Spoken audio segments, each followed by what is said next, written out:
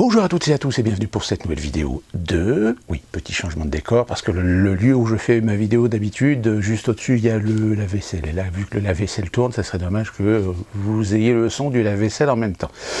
Aujourd'hui, je vais commencer par une petite mésaventure qui m'est arrivée cette semaine, plus particulièrement samedi, où je me suis rendu compte que YouTube a décidé de supprimer une de mes vidéos. C'est l'épisode 96 de la saison 2, c'était un zapping.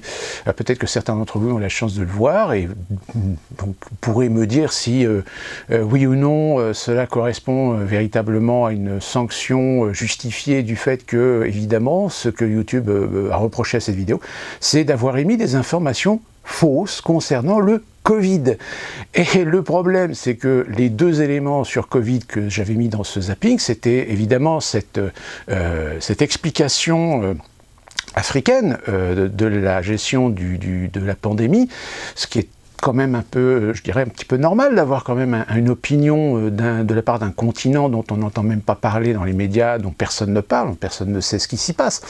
Personne apparemment n'est intéressé de savoir comment ça se passe dans un certain nombre de pays du Maghreb, d'Afrique noire, comment ils s'en sortent, etc. On n'a absolument rien. Donc je trouvais que c'était intéressant d'avoir cette vidéo de ce médecin africain qui expliquait un petit peu son point de vue sur la gestion de la pandémie. Or, il se trouve qu'apparemment, ça ne plaît pas à YouTube, tout comme ce qui doit ne pas plaire à YouTube, c'est lorsque Alain Fouchier parle des nanoparticules sur un certain nombre de vaccins qui ont été testés en Afrique, plus particulièrement au Malawi, au Kenya, et puis, je ne sais plus, il y a un troisième pays, la mémoire m'échappe.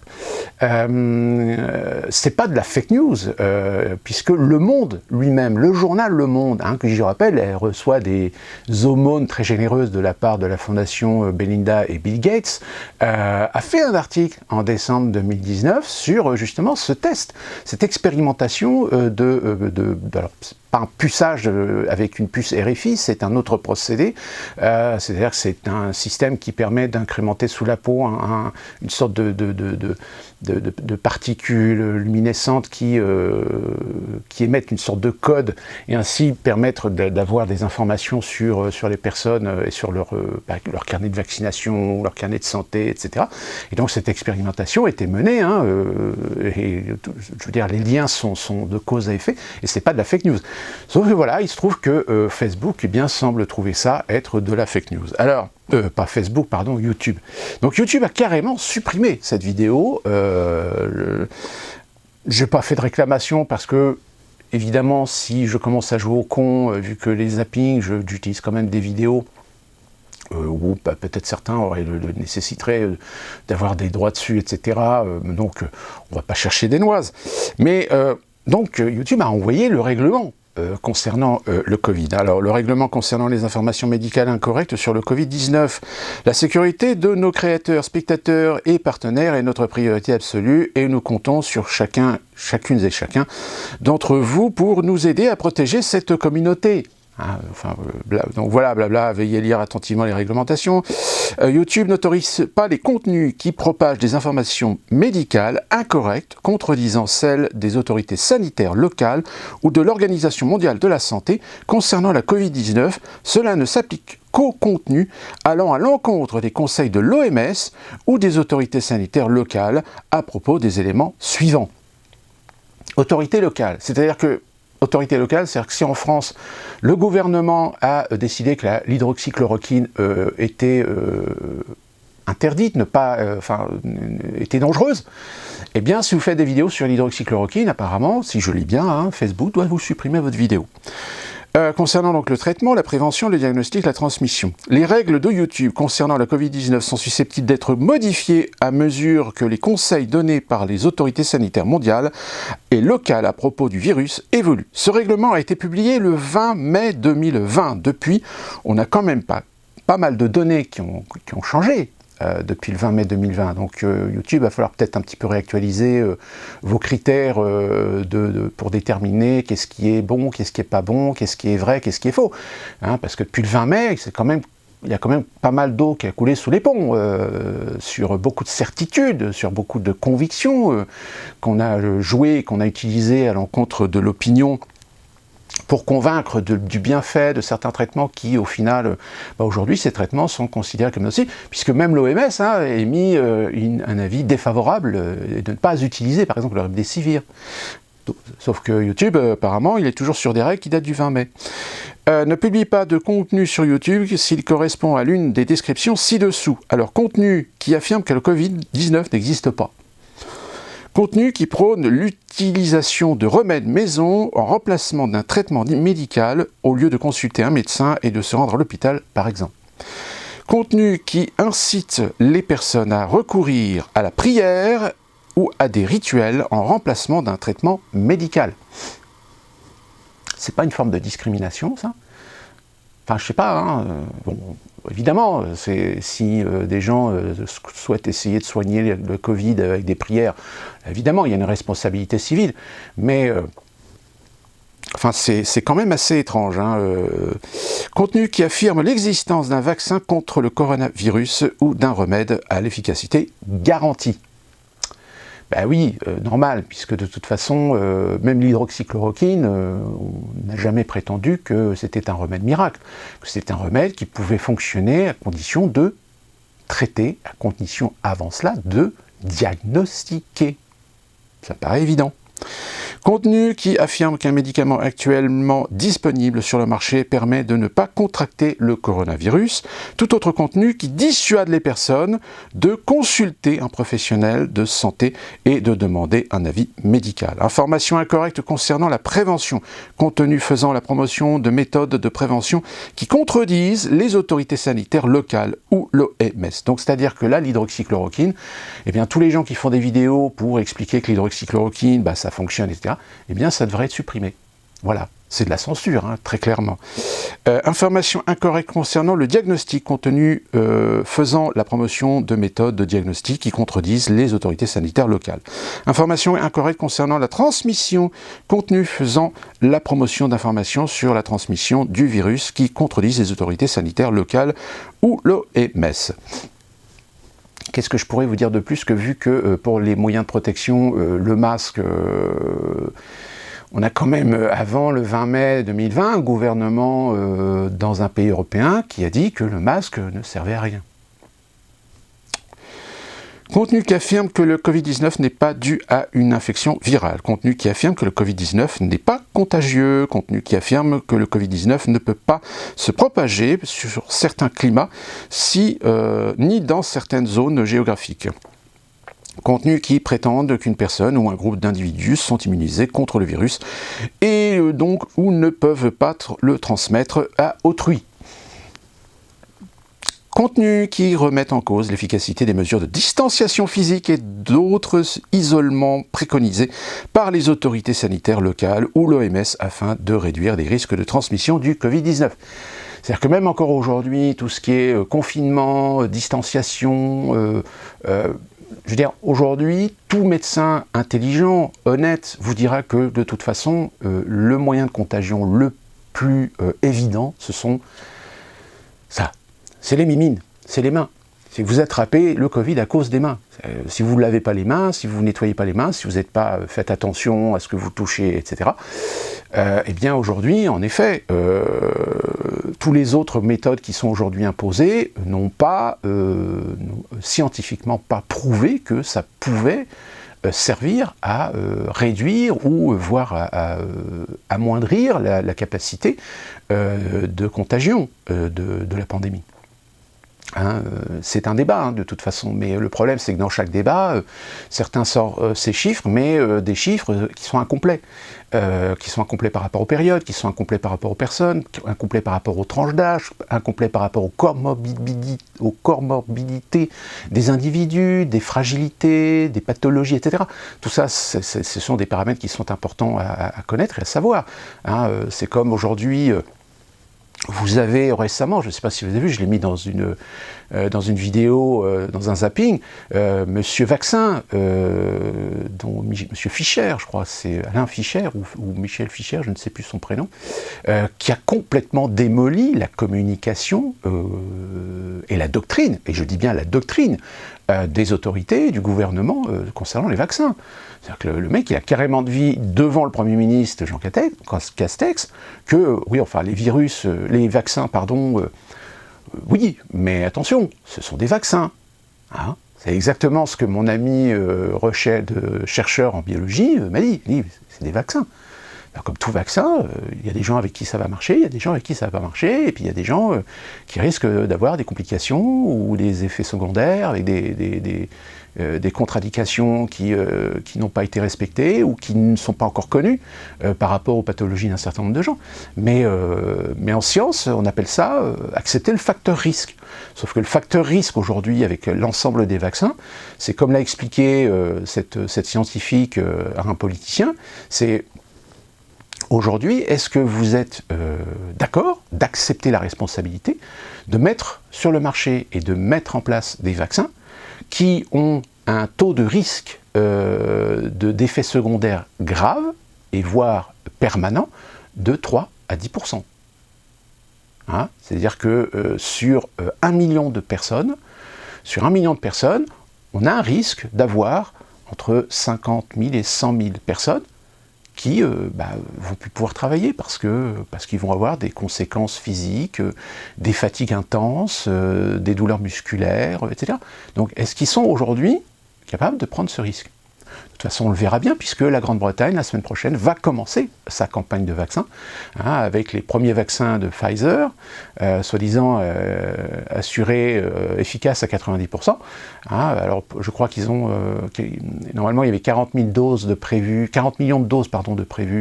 mais je crois qu'ils ne vont pas en livrer tout, donc ils vont commencer à vacciner je ne sais plus combien de millions de Britanniques à partir de la semaine prochaine. Et en France, au printemps, il est prévu de commencer à vacciner 14 millions de personnes. Donc on verra bien, hein, dans 14 millions de personnes, il y aura peut-être un recul suffisant pour voir si ça fonctionne ou pas. Donc voilà, ça c'est de la décision arbitraire, très clairement arbitraire. C'est-à-dire qu'il n'y a pas de débat à avoir, vous n'avez pas le droit au débat. Contenu visé éducatif, documentaire, scientifique ou artistique. Si un contenu enfreint les règles mentionnées sur cette page concernant les informations incorrectes sur le Covid, nous pouvons l'autoriser à condition qu'il inclue des éléments de contexte accordant autant voire plus d'importance au consensus scientifique et médical ou un avis émis par des autorités sanitaires locales. Nous pouvons également faire une exception sur les contenus dont l'objectif est de dénoncer ou de remettre en cause des informations incorrectes qui enfreignent nos règles. Le contexte doit être rendu manifeste via les images et les éléments audio présents dans la vidéo, le spécifier dans le titre et la description ne suffit pas. Exemple, voici quelques exemples de contenus interdits sur YouTube. Contenu qui nie l'existence du Covid-19. Contenu qui prétendent que personne n'est décédé du Covid-19. Contenu qui affirme qu'un vaccin est efficace, garanti, existe contre le Covid-19. Contenu qui prétendent qu'un traitement ou un médicament spécifique garantit de guérir du Covid-19. Contenu qui affirme que certaines personnes sont immunisées contre le Covid-19 en raison de leur race ou de leur nationalité. Contenu qui prône l'utilisation de remèdes maison en remplacement d'un traitement médical lorsqu'on est malade. Contenu qui vise à dissuader les personnes de consulter un professionnel de santé si elles sont malades. Contenu qui affirme que retenir sa respiration est une méthode de diagnostic pour savoir si on a contracté le Covid-19. Vidéos qui prétendent que ne pas consommer d'aliments d'origine asiatique permet de ne pas contracter le coronavirus. Vidéos qui prétendent que l'utilisation de feux d'artifice permet de dissiper le virus présent dans l'air. Si ces règles existent, c'est qu'il y a bien des gens qui l'ont fait. Hein. Vidéo qui affirme que le test de dépistage du Covid-19 est à l'origine du virus. Contenu qui prétendent que le virus ne se propage pas dans les pays chauds. Vidéo qui prétendent que les mesures de distanciation sociale et d'auto-isolement ne permettent pas de limiter la propagation du virus. Là encore, scientifiquement, il n'y a pas d'études qui permettent d'affirmer que la distanciation, que le confinement et que l'isolement permettent enfin, on peut isoler des gens malades, on peut isoler des gens contaminés, mais faire de l'isolement tel qu'on le fait aujourd'hui, c'est-à-dire pour tout le monde, non. Surtout en plus que ça, le confinement, c'est du semi-confinement, puisque les gens peuvent continuer à aller travailler. Je veux dire, si aux États-Unis, les études ont révélé qu'il y avait une grande majorité d'Afro-Américains et d'Hispaniques qui étaient contaminés par le Covid, c'est pas parce que c'est des Hispaniques ou des Noirs américains. C'est parce que les Hispaniques et les Noirs américains sont majoritairement des populations qui sont utilisées dans des emplois de service, de maintenance, d'entretien. Et donc par conséquent, ils ont continué à travailler lorsqu'il y avait les confinements aux États-Unis. Donc forcément, ce sont des gens qui ont chopé le virus. Et quand ils sont rentrés chez eux, avec leur famille, eh bien, s'ils étaient contaminés par le virus, eh bien, ils ont contaminé leur famille. Moi, je peux vous donner des expériences personnelles. Je sais que j'ai quelques amis afro-américains. Ils ont perdu leurs anciens, ils ont perdu leurs grands-parents, ils ont perdu leurs grands-oncles, tout simplement parce qu'ils ont continué à travailler, mais qu'en travaillant, eh bien, ils ont ramené le virus chez eux. Et ils ont contaminé la famille. Et comme ce sont généralement des personnes âgées avec des santé très fragiles, eh bien, il y en a certains qui sont décédés. Voilà. Ça n'a rien à voir avec le fait qu'ils soient des Afro-Américains ou des Hispaniques. C'est parce que la condition sociale et parce que les décisions gouvernementales ont voulu faire, soi-disant, la responsabilité de confiner, mais pas confiner totalement, parce que derrière, vous avez des acteurs économiques qui ont joué d'influence pour ne pas bloquer toute l'économie. Et le débat est toujours actuel, hein, de toute façon. Donc, que se passe-t-il si un contenu ne respecte pas ces règlements? Si votre contenu enfreint ce règlement, nous le supprimerons et vous enverrons un email pour vous informer de ces décisions, etc., etc. Donc là, le problème, c'est que tout ce qui est donné par YouTube, j'ai envie de dire, premièrement, leurs règles qui n'ont pas été réactualisées depuis le 20 mai 2020, il y en a certaines qui ne sont plus d'actualité, qui laissent de l'ambiguïté, qui laissent de la suspicion sur l'interprétation que l'on peut faire d'un contenu qui est soi-disant non respectueux des règles. Et en plus de ça, il y a beaucoup de contraintes qui sont relativement vagues, c'est-à-dire qu'on peut y interpréter n'importe quoi. Quand on dit que globalement YouTube se réfère à des informations qui sont officielles, c'est-à-dire soit de l'OMS, soit des autorités locales, ou accède quand même au fait que, alors, par contre dans la vidéo, il faut bien préciser, les personnes qui sont en intervenant pour expliquer des choses, il n'empêche que il y a quand même eu des gens qui ont été supprimés dans leurs vidéos. Je pense à cette vidéo de Alain Fouché, justement, qui parle des nanoparticules. Il faut savoir que cette vidéo-là a été supprimée d'un certain nombre de réseaux sociaux. Alors que c'est pas de la fake news qu'il dit, c'est du fait, c'est du factuel. Puisque, comme je vous l'ai dit, Le Monde, le journal Le Monde, il y a Le Point aussi, je crois, qui en fait un article, en parler. Donc, à partir de là, je pense qu'il faut se poser les bonnes questions. Donc, au-delà de cette censure, de toute façon, c'est la première vidéo qui a été supprimée de ma chaîne. Vu que vous n'êtes pas nombreux comme abonnés, vu que je n'ai pas des vues de l'ordre de 10 000, 100 000, etc., bon, c'est un petit peu ridicule parce que, à la limite, mon impact est très très faible, voire quasiment inexistant. Si ce n'est vous qui me regardez, n'hésitez pas à diffuser, à relayer ces vidéos si vous trouvez qu'elles sont intéressantes à diffuser pour d'autres personnes. Mais il est clair que YouTube aujourd'hui, comme d'ailleurs la plupart des réseaux sociaux, se sont engagés dans des doctrines où ils vont payer de toute façon. Je rappelle que actuellement ont été lancées les auditions des commissions parlementaires aux États-Unis des présidents de Facebook et de Twitter. Et leurs premières auditions se sont très mal passées, parce que évidemment les sénateurs républicains ont posé quand même des questions. Alors c'est pas parce que c'est des républicains, même si ils ont quand même bien mis en évidence que certains de leurs tweets, quand ils utilisaient les réseaux sociaux, ont été supprimés, alors que c'était pas des tweets qui étaient de la fake news, etc. C'était du tweet idéologique et politique, comme beaucoup en font et en utilisent sur les réseaux sociaux. Mais ils se sont fait complètement allumer. Je veux dire, Zuckerberg, quand le sénateur lui pose la question, savoir est-ce que vous avez des liens, est-ce que vous échangez des informations, est-ce que vous entrecoupez des informations sur des individus ou sur des chaînes ou sur des référents pour justement mieux organiser la censure, etc. Zuckerberg n'a pas répondu à la question. Il a dit oui, non, mais je ne sais pas. Autorisez-moi de revenir près de vous pour débattre de la question. Le mec, il est président, il ne sait pas, quoi. Comme il ne sait pas comment ça se passe, parce que il faut savoir qu'il y a eu des problèmes au sein de Facebook, c'est-à-dire qu'évidemment, à force d'alimenter la haine contre Trump au sein de l'entreprise Facebook, il y avait des gens qui étaient pas des pro-démocrates, qui n'étaient pas des pro-progressistes, mais qui à un moment donné se sont dit, il y a quelque chose qui est en train de se passer qui est très grave. C'est-à-dire que là, il y a une prise de position politique dans un réseau social au sein même de l'administration de ce réseau social, et il y a eu à un moment donné une décision de dire que désormais interdiction d'utiliser les messageries internes ou le système de communication interne, etc., pour échanger des données ou des informations d'ordre politique concernant la campagne présidentielle. Il y a un moment donné où, attention, cette décision en réalité a été prise pas de façon objective, c'était une façon bien tournée, politiquement correcte, de censurer en fait les pro-Trump qui étaient au sein de l'entreprise.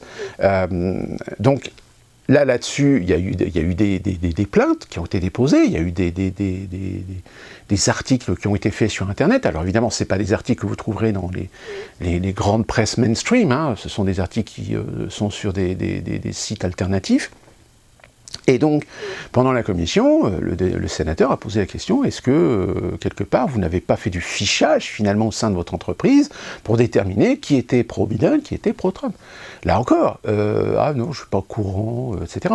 Et même le président de Twitter lui a posé des questions, en quoi vous êtes compétent dans votre entreprise pour décider qu'est-ce qui est idéologiquement acceptable ou réfutable, autorisé à être diffusé ou à être censuré.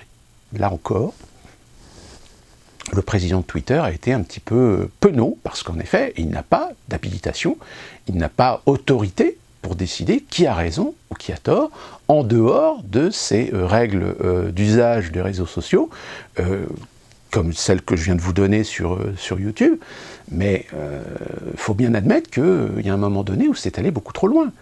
C'est allé beaucoup trop loin. C'est-à-dire que la liberté d'expression, normalement, elle existe à partir du moment où on considère que le risque, en effet, c'est que ceux qui lisent, les gens qui utilisent cette liberté d'expression, on estime qu'ils ont quand même une culture suffisante pour comprendre ce qui est intéressant de ce qui est idiot, de ce qui est de la propagande, de ce qui est de l'intelligence, de ce qui est du bon sens, de ce qui est de la connerie.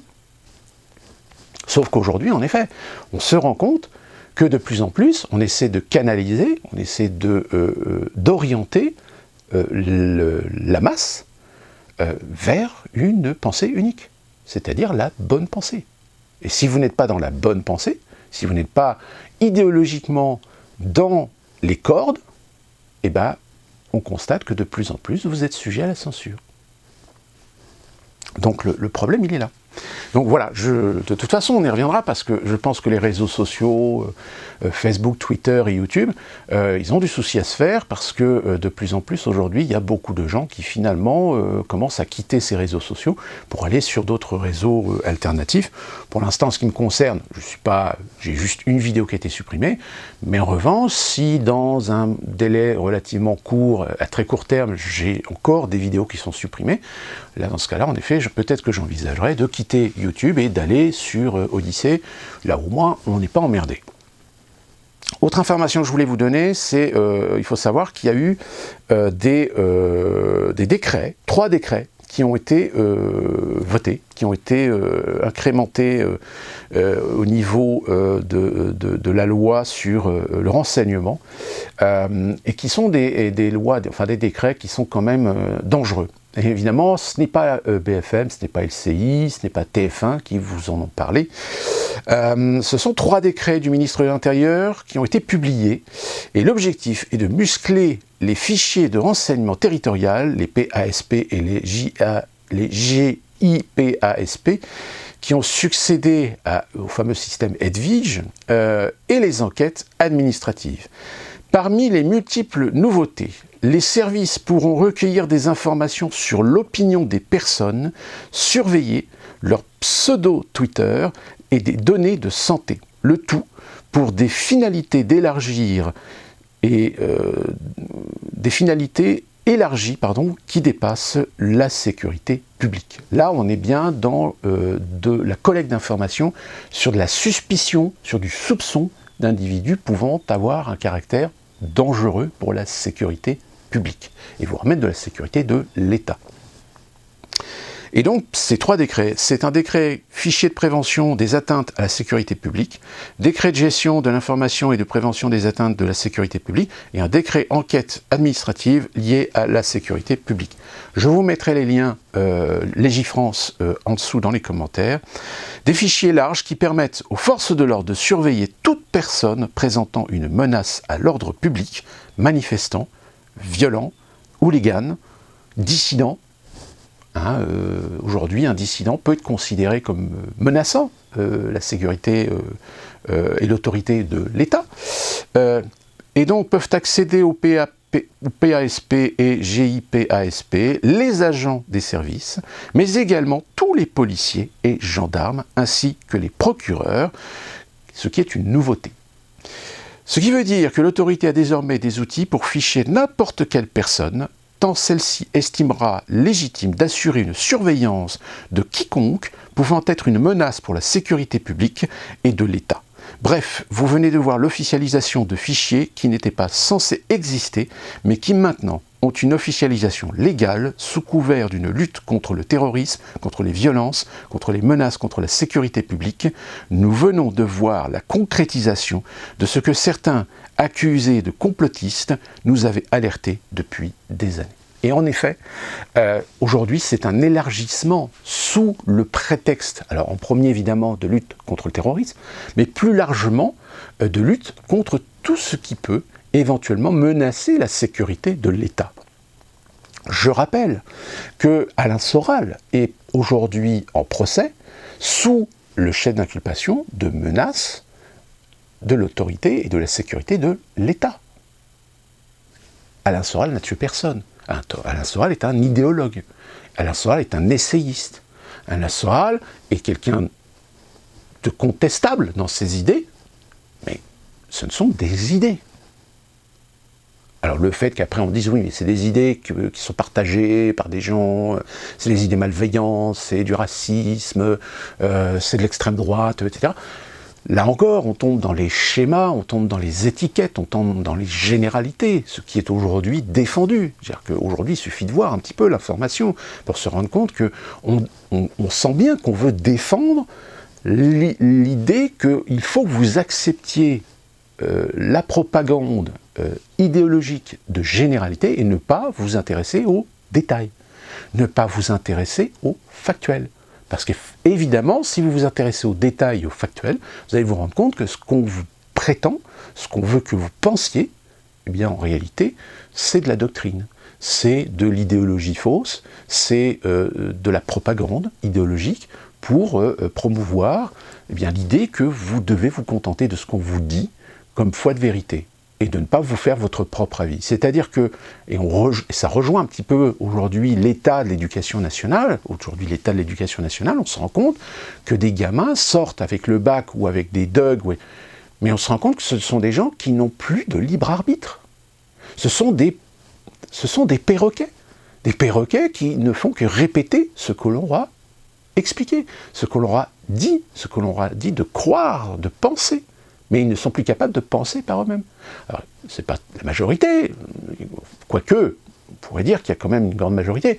Il y a quand même encore des jeunes aujourd'hui qui, à un moment donné, savent se servir de leur cerveau et sortent des sentiers battus, des idéologies préconçues pour, tout compte fait, se rendre compte qu'en effet, il y a d'autres explications cohérentes et de bon sens et de raison pour aller dans ce sens-là. Donc, malheureusement, on se rend compte que de plus en plus, eh bien, ceux qui aujourd'hui prétendent qu'on est en train de voir finalement les sociétés commencer à tomber dans des systèmes autoritaires, totalitaires, mais pas totalitaires dans le sens propre du terme tel qu'on l'entend dans l'inconscient collectif, lié souvent à du fascisme, à de la dictature, quoique, encore une fois de plus, si on reprend les définitions du fascisme et de la dictature, on peut très bien les trouver sous couvert, sous le manteau de régime démocratique. Hein, on dénonce bien aujourd'hui des pays de l'Europe de centrale, de l'Europe de l'Est, de l'Asie centrale, qui officiellement sur le papier sont des démocraties. Mais elles sont gérées d'une façon de main de fer, de poigne, par des gens qui, en effet, se comportent comme des dictateurs. Mais ce sont des dictateurs qui agissent au sein de pays qui officiellement sont des démocraties. Après, évidemment, dans les structures, dans les façons de penser, dans la façon de gérer, dans la gestion, dans la sécurité, dans l'idéologie, dans les libertés, évidemment que ce sont des démocraties fantoches. Mais officiellement, voilà, c'est de la démocratie. Donc, encore une fois de plus, de toute façon, il va être très clair que malheureusement, la pandémie est aussi un bon prétexte pour réussir à glisser comme ça, de façon très discrète, des lois et des décrets qui vont forcément aller à l'encontre de vos intérêts. Et ça risque de s'accélérer au printemps prochain, puisque je vous le répète, le grand reset va de toute façon, à un moment donné, pousser les États, pousser les gouvernants à accepter de changer, de modifier un certain nombre de lois, un certain nombre de décrets, voire même peut-être toucher à la Constitution. Je rappelle qu'en France, tout président ou gouvernement qui souhaite changer ou modifier un élément de la Constitution, eh bien, est obligé de faire un référendum. Sauf s'ils réussissent à passer par le Parlement. C'est-à-dire qu'il y a eu une petite modification au cours des années qui n'oblige plus un gouvernement ni un président à faire un référendum. Alors, quand on est un président et qu'on respecte la République, là, on respecte la Constitution et le peuple souverain, on fait un référendum. Sauf que le problème, le dernier référendum, on a vu le résultat, on a vu ce que ça a donné, on nous a bien enfoncé la carotte du traité de Lisbonne, alors que c'est à quelques virgules près la Constitution européenne que nous avons refusée lors du référendum de 2005. Donc aujourd'hui, en France, il n'y aura plus de référendum. Et donc, ils vont pouvoir changer la Constitution sans faire de référendum. Donc à partir de là, j'ai envie de dire, il y a un moment donné, il va falloir faire un choix. C'est soit on accepte et on devient esclave, parce que vous deviendrez esclave, vous deviendrez en servitude. On vous tiendra la peau des couilles, excusez-moi, par la dette, et en vous tenant la peau des couilles par la dette, par la société de consommation, etc., eh bien vous deviendrez des nouveaux serfs, finalement, d'un régime qui ne sera plus une république à proprement dit, mais une nouvelle type de monarchie où on essaiera toujours de faire en sorte que vous élisiez toujours les mêmes, c'est-à-dire l'élite, pour vous diriger et vous contrôler.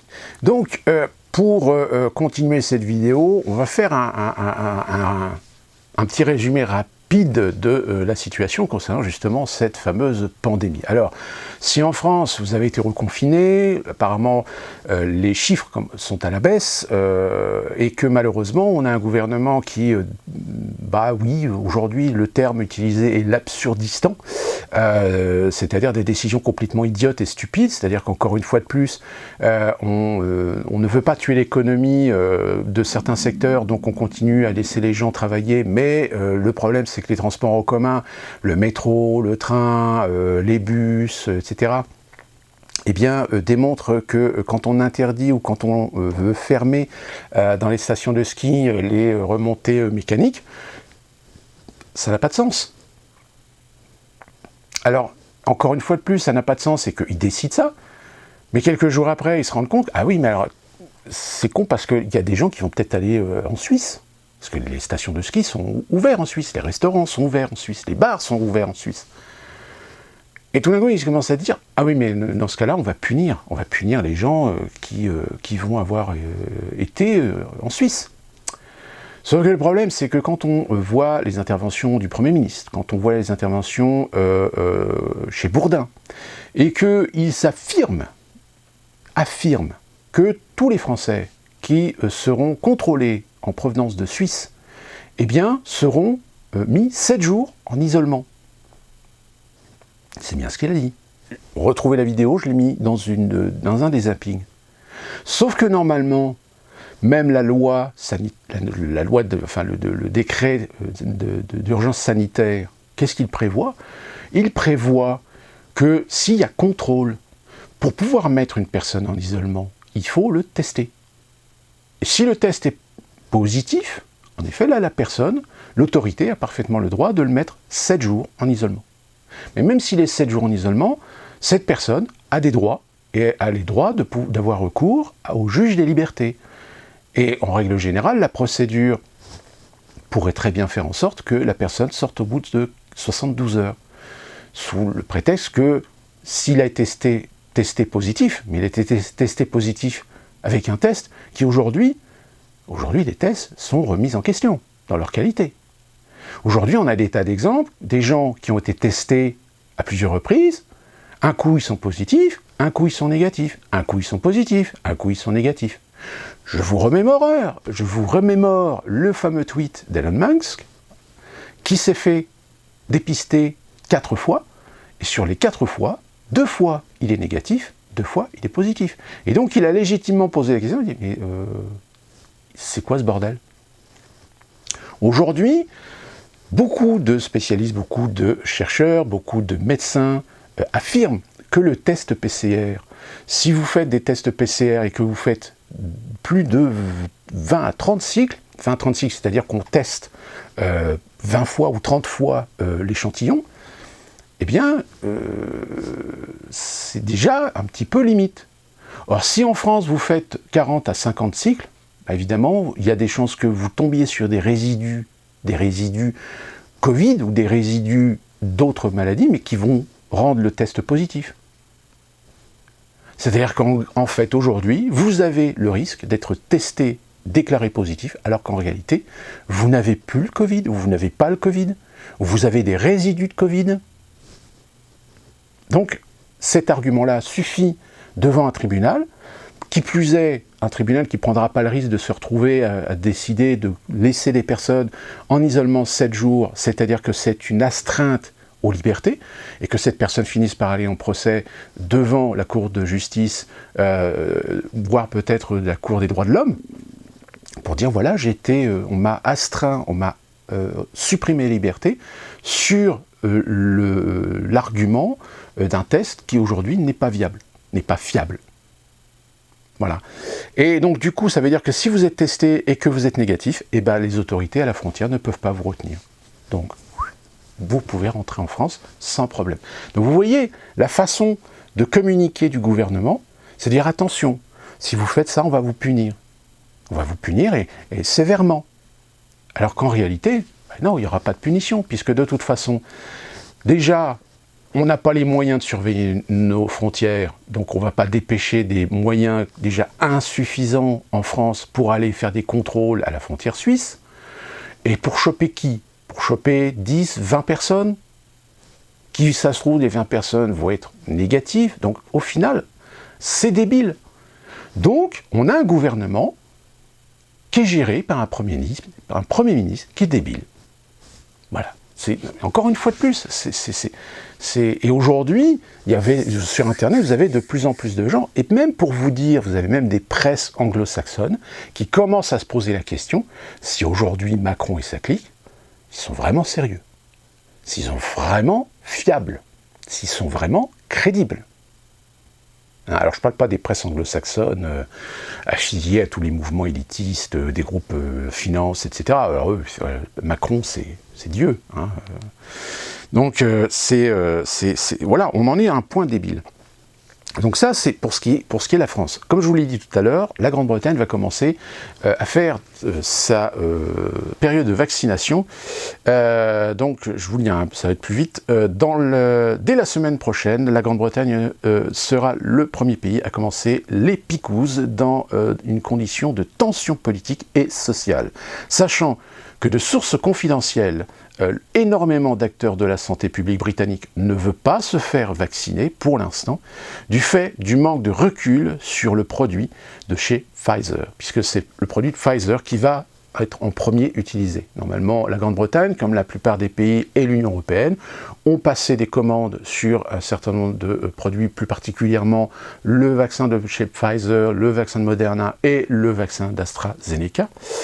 Donc, la Grande-Bretagne prévoit de commencer sa plus grande campagne de vaccination de l'histoire la semaine prochaine, les 800 000 premières injections étant prises dans les laboratoires spécialement équipés pour vérifier leur sécurité d'utilisation avant d'arriver dans les hôpitaux et les centres de fortune de la NHS. En effet, ils vont faire des centres de vaccination temporaires, c'est-à-dire faire des installations dans des stades, etc.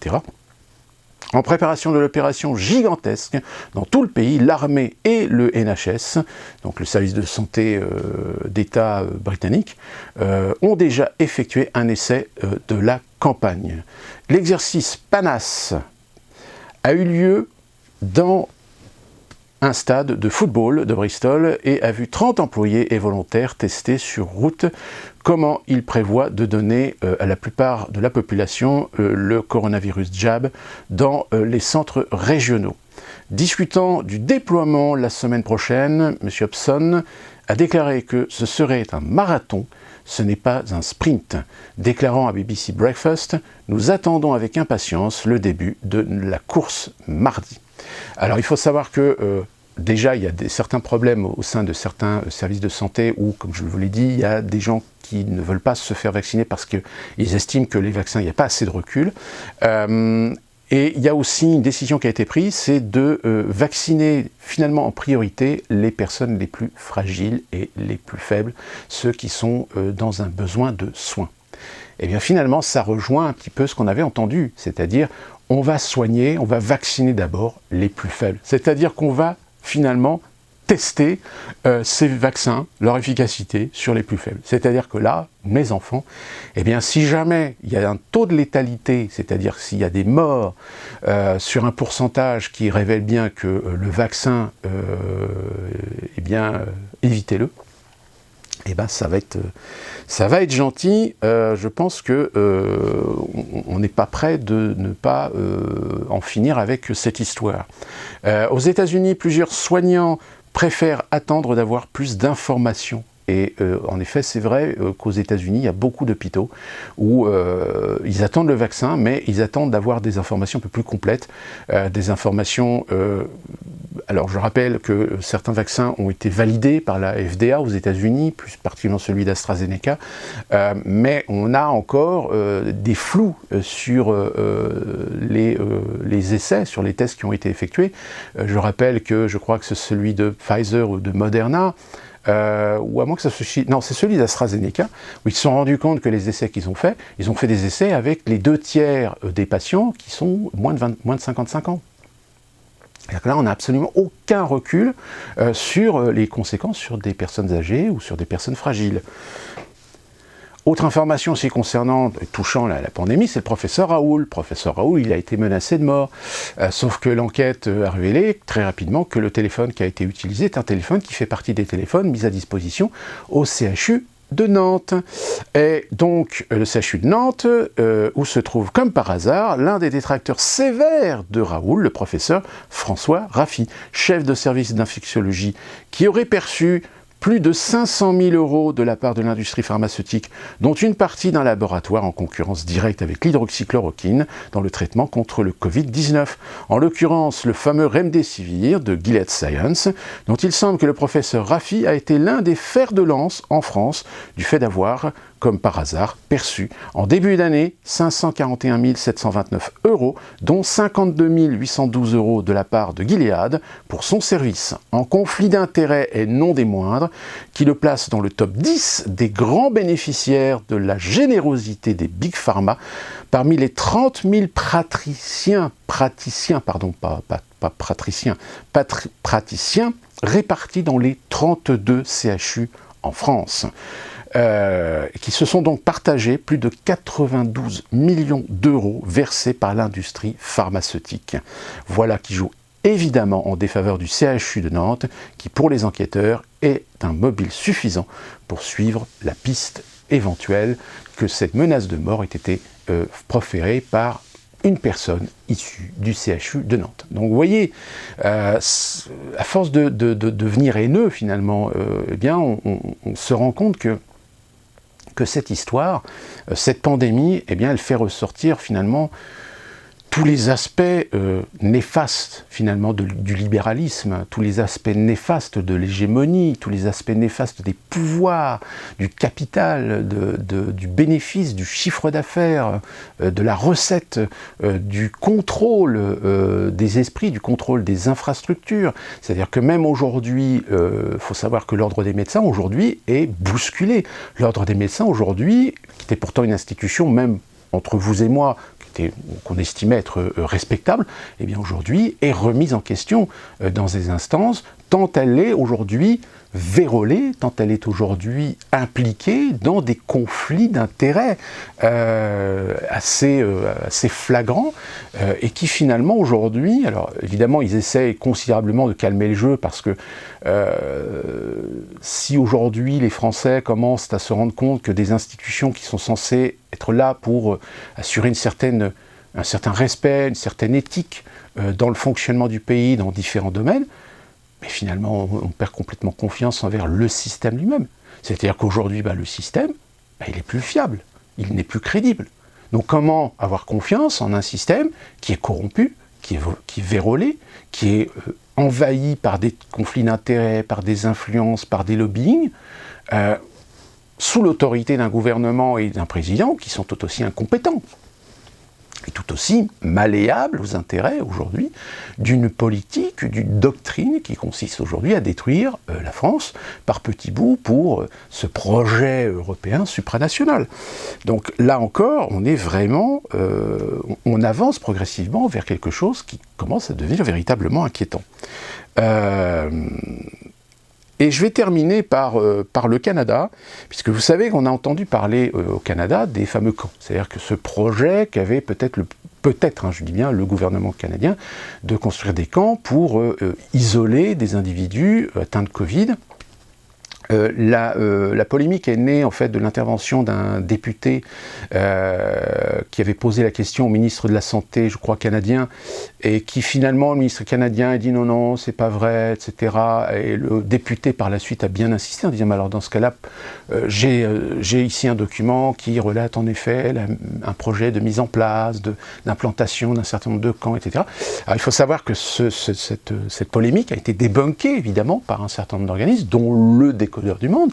Sauf que quand on regarde le Décodeur du Monde, on se rend compte que en réalité, ils réussissent l'exploit à ne prendre qu'une partie de la vidéo, en disant oui, non, mais regardez, c'est juste une question. Et la question, vous avez le ministre qui répond non, c'est pas vrai, etc. Donc, fin de débat. Alors qu'en réalité, la vidéo complète, vous avez le député qui lui repose la question, mais avec de l'argument, c'est-à-dire, mais alors dans ce cas-là, pourquoi est-ce que tel projet, tel plan de développement, etc. Donc du coup, le projet a été abandonné.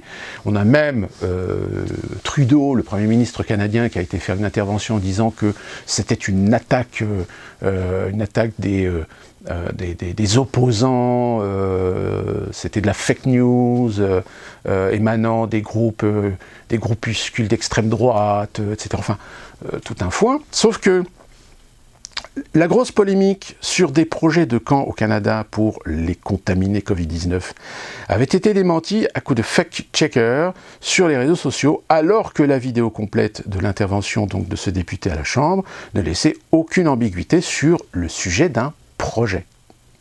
Mais évidemment, en tronquant la vidéo, tout en faisant disparaître l'original, puisque l'original aujourd'hui est difficile à trouver, on prétendra que c'était une mauvaise interprétation de l'intervention et que les complotistes en avaient fait une fake news. Alors, qu'en sera-t-il cette fois-ci de cette nouvelle où le Canada s'orienterait non pas sur une vaccination obligatoire, mais incitera à faire une forme de discrimination au vaccin sous le couvert du manteau de la raison sanitaire? Ça veut dire quoi? Eh bien, ça veut dire ce qui va peut-être aussi arriver en France. C'est-à-dire que, comme l'a dit très subtilement, avec beaucoup de conviction, M. Barbier, M. à l'écharpe rouge, ils ont l'intention de faire en sorte de faire une différenciation, c'est-à-dire de jouer non pas la loi, mais de jouer avec des actions ponctuelles d'acteurs économiques privés. On a déjà le cas, la compagnie aérienne australienne Qantas a déjà prononcé que tout passager qui ne justifiera pas d'avoir été vacciné, eh bien, ne pourra pas prendre l'avion. Et on pourrait éventuellement voir apparaître ce genre de choses. C'est-à-dire que quand il va y avoir les vaccins, quand il va y avoir les campagnes de vaccins, eh bien, on va tout simplement, subtilement, faire en sorte de responsabiliser les organes commerciaux, les organes économiques de nos pays, pour dire aux responsables, voilà, on vous donne la liberté, on vous donne la responsabilité d'accepter ou de refuser les gens qui ne sont pas vaccinés, dans la mesure où ces gens qui ne sont pas vaccinés peuvent être potentiels porteurs du virus et donc contaminants.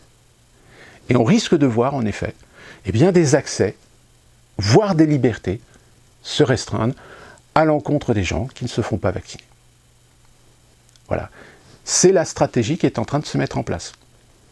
Puisque l'obligation de vaccination pose un problème éthique, pose un problème constitutionnel, eh bien, ils vont contourner le problème, eh bien, tout simplement en jouant avec les acteurs économiques.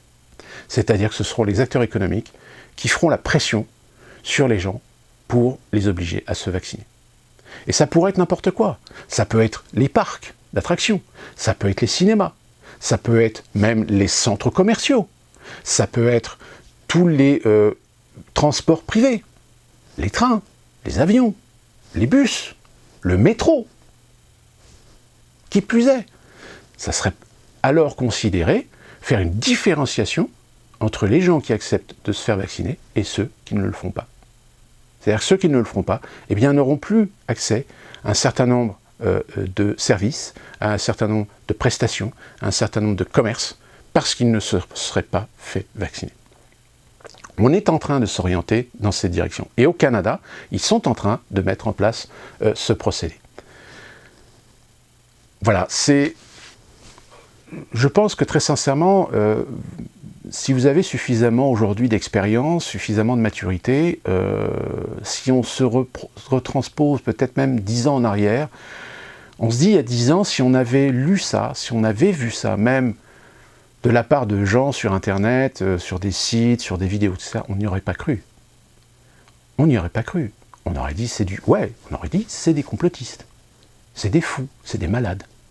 Sauf qu'aujourd'hui, force est de constater que ces gens, et même des gens déjà depuis très longtemps, je rappelle, Jacques Attali lui-même, en 1979, dans une interview, avait dit que pour imposer au peuple, enfin il n'avait pas dit textuellement comme ça, mais il avait bien expliqué que si on avait une nécessité, un besoin d'imposer au peuple un certain nombre de règles, un certain nombre de lois, ou voire même d'imposer une forme de régime, ça ne serait pas par la dictature, ça ne serait pas par le coup d'État, ça serait par le consentement.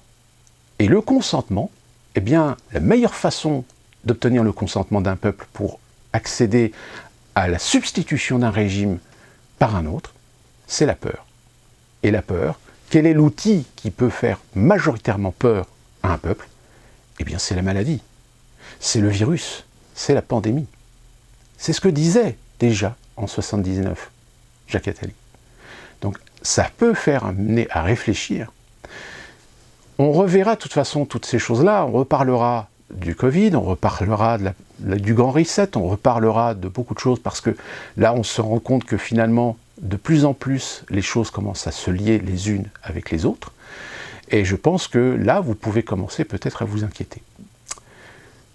J'aimerais pouvoir vous donner une meilleure nouvelle être un petit peu plus positif. Malheureusement, aujourd'hui, force est de constater que les choses ne vont pas dans le bon sens du respect de nos libertés, voire même de nos propres démocraties, telles que nous pouvons le définir de façon la plus honnête possible dans l'état aujourd'hui de ce qu'est le monde, et plus particulièrement le monde occidental. Parce que oui, c'est le monde occidental qui est en train de se faire mettre sous cloche. C'est le monde occidental qui est en train de voir une transformation de certains principes, de certaines valeurs démocratiques, au profit tout simplement d'un totalitarisme. Alors je répète, ce n'est pas un totalitarisme tel qu'on l'entend par rapport à des inconscients collectifs, par rapport au fascisme, par rapport à la dictature. C'est une nouvelle forme de totalitarisme, c'est une nouvelle forme d'autorité sur les peuples, qui n'est pas imposée, mais qui va aller chercher le consentement de la majorité au détriment de la minorité, ou voire même utiliser des procédés de communication, des procédés de propagande pour faire croire que c'est l'opinion de la majorité qui va s'imposer à la minorité, alors qu'en réalité c'est tout l'inverse. C'est en fait le choix et la décision d'une minorité qui va s'imposer à la majorité. Et cette minorité, aujourd'hui, elle a un nom, ça s'appelle l'élite. L'élite administrative, l'élite des fonctionnaires, l'élite intellectuelle, l'élite... alors attention, quand je dis élite intellectuelle, ce n'est pas tous les intellectuels. Il y a quand même des gens qui s'opposent à ces principes-là.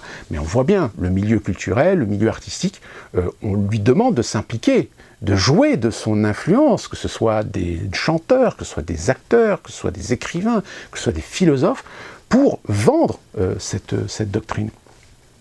Donc, et l'ennemi, évidemment, l'ennemi, c'est celui que vous êtes en train de regarder. C'est des gens comme moi, c'est d'autres gens, c'est l'Internet, c'est cet espace de liberté que nous avons encore via, pas seulement, même si cette liberté, elle se restreint de plus en plus sur les réseaux sociaux mainstream, il y a encore d'autres outils aujourd'hui qui sont en train de se développer et qui, à mon avis, vont se développer encore plus, tout simplement parce qu'il y a un moment donné où les gens vont commencer à se rendre compte qu'ils vont y en avoir marre de ne voir toujours les mêmes choses, d'entendre toujours les mêmes discours et de voir montrer du doigt les coupables, les complotistes, les racistes, les gens d'extrême droite, toujours les mêmes, du doigt. Je terminerai avec les manifestations qui ont lieu samedi, donc c'était hier, les marches des libertés, comme ils appellent ça. Alors qu'il y ait des gens qui aillent dans ces manifestations pour lutter contre l'article 24, c'est louable, je veux dire, c'est respectable à eux. Le seul problème, c'est qu'est-ce qu'on constate? On constate que ces manifestations, aujourd'hui, elles sont récupérées. Elles sont récupérées par les syndicats, elles sont récupérées par des partis politiques, elles sont récupérées par des idéologies. On a vu les NPA qui étaient présents, vous avez toutes les jeunesses ultra-gauche qui étaient présentes, les Antifa, les Black Blocs qui étaient présents également. Vous avez même eu des manifestations qui ont amené aussi les problèmes indigénistes, les problèmes des sans-papiers, les problèmes de gens qui veulent lutter contre aussi la loi contre contre les sectarismes, contre les je me souviens plus du terme, ça va me revenir, dans laquelle d'ailleurs on retrouve un autre texte qui touche aussi le fait des images, le droit à l'image pour les policiers, etc. Donc au final, soyons vigilants, soyons attentifs, réfléchissons, servons-nous de notre libre arbitre pour voir les choses de façon différente, ou d'essayer de les interpréter ou de les comprendre sous des angles différents, et toujours en se basant évidemment sur du factuel, sur du fait, pour crédibiliser notre propre opinion sur les choses, parce que je pense que les choses vont très très vite, vont aller très très vite d'ici l'année prochaine, début de l'année prochaine. Et donc d'ici là qu'on se retrouve pour une prochaine vidéo, portez-vous bien, soignez-vous, parce que malheureusement je pense qu'avec l'hiver, les maladies et les virus vont commencer à bien circuler. Et que puis-je vous dire d'autre que soyons esprit libre et soyons alertes à ce qui est en train de se passer aujourd'hui dans ce monde bien malade.